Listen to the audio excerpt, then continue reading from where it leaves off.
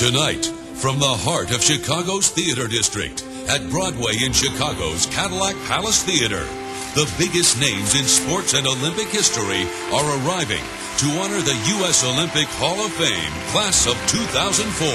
With tonight's inductees, Janet Evans, Florence Griffith Joyner, Randy Snow, Jackie Joyner-Kersee, the 1996 U.S. Women's Soccer Team, Matt Biondi, Dan Jansen, Alice Coachman, Bud Greenspan, and Bonnie Blair, with special appearances by Bob Beeman, Bart Connor, Mike Eruzione, Dick Fosbury, Dorothy Hamill, Bruce Jenner, Bob Mathias, Debbie Meyer, John Neighbor, Jack O'Callahan, Jonathan Silverman, and Peter Vidmar.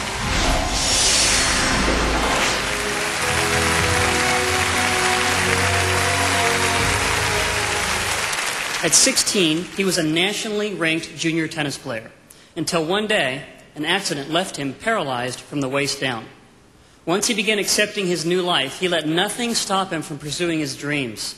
He became the only athlete in history to compete in 3 different Summer Paralympic Games in 3 different sports, and proceeded to win medals in each, in track, in basketball, and tennis. A remarkable feat, accomplished by his 3 powerful principles: attitude, accountability, and action. He is, in summary, an inspiration at the highest level.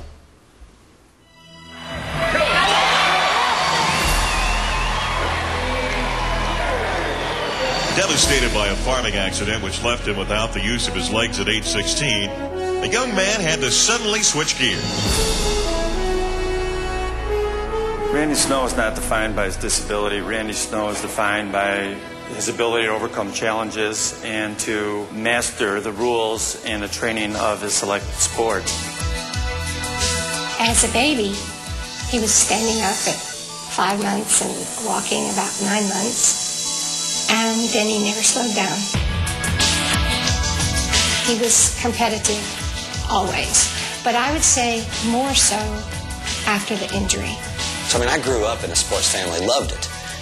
I don't think I was a real competitor, but then when I broke my back, I had to go through this process. After the injury, for a while, it was very difficult for him, but someone encouraged him to play tennis.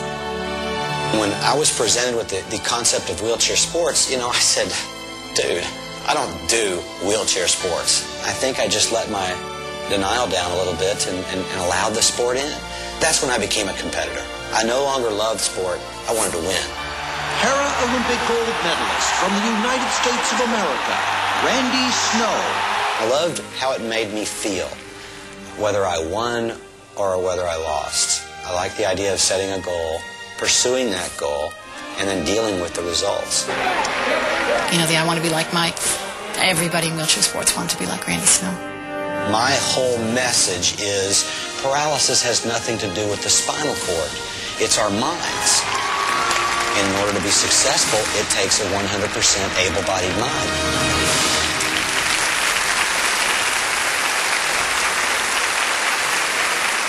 Ladies and gentlemen, the U.S. Olympic Hall of Fame class of 2004 inductee, Randy Snow.